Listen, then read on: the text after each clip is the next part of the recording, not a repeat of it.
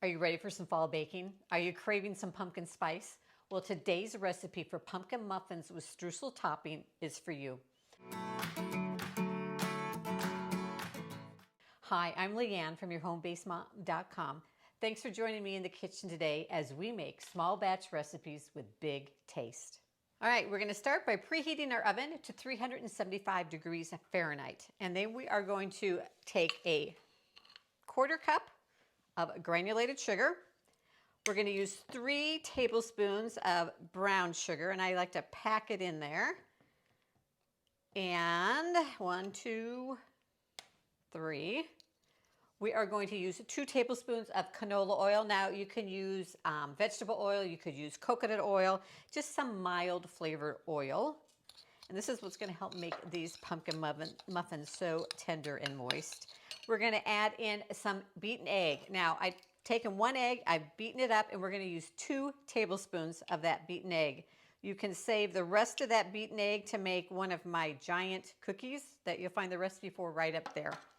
And then we have a 1/3 of a cup of pumpkin puree. Now, this is pumpkin puree, not pumpkin pie filling. You're going to find the two of them next to each other on the shelf in the grocery store, but make sure you get the pumpkin puree.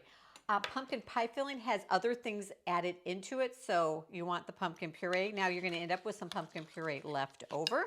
So you may want to check out those pumpkin bar recipe right up there and use some of it in that. We're going to combine that together, add in 1/4 teaspoon. I never measure my vanilla, just add it in.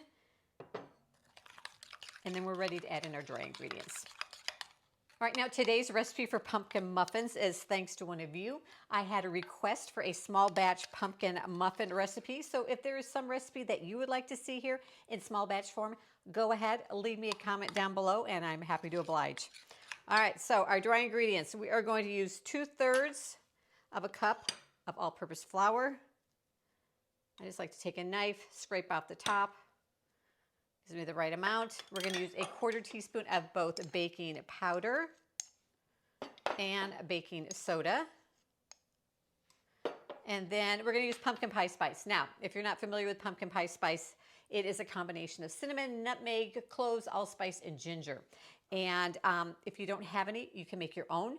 I'm going to link it down below to a recipe on my blog that shows you how to make your own pumpkin pie spice. Now, if you don't like cloves or you don't like ginger, you could use just straight cinnamon in this recipe. But we want 3/4 teaspoon. Add a pinch of salt in. There we go. And then we're just going to combine this until everything is incorporated and none of our flour is showing. Don't overmix these small batch recipes. You end up with a tough muffin. It's at this point too, if you wanted to add in some chocolate chips or some chopped nuts, you could do that. I'd add in about 1/4 to 1/3 of a cup, and I like to use those mini chocolate chips because they distribute a lot more evenly in these smaller batch recipes. Now we are going to make it the streusel part of our muffin, which is my favorite part of the muffin. And we're going to use a tablespoon of softened butter and 2 tablespoons of brown sugar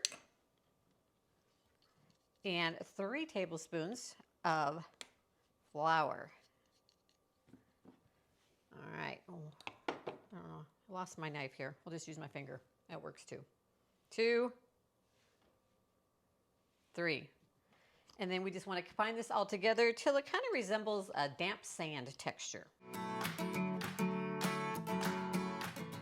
Ready to take our muffin tin, and I've lined my small muffin tin with 4 liners. Now if you don't have liners, go ahead and spray it with some nonstick cooking spray. I prefer a liner just because I think it makes it easier to remove and to eat.